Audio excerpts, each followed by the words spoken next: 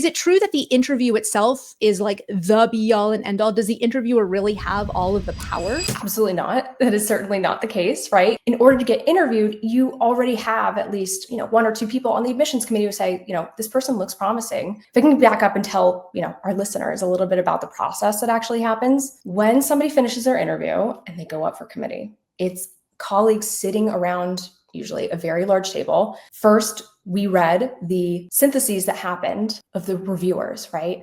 Then we looked at everything all over again with fresh eyes. Did we miss something? Was there a nuance? Then we read the interview report. That was the last thing that's like additional color. And then a pretty large discussion started to happen. It was pretty rare that everybody was unanimous. And so sometimes there's pretty spirited discussions that happen. I can remember times where I was absolutely heartbroken that I went up to bat for somebody, but I was overruled. So there's a lot of nuance that I think applicants just don't understand that actually happened in that room at the time of decision. Therefore, going back to your question, Maria, the interview is not always the end all be all. You can have a fabulous interview and still be rejected or waitlisted. You can absolutely walk out of that interview feeling like you bombed and you were admitted anyway, sometimes even with scholarships.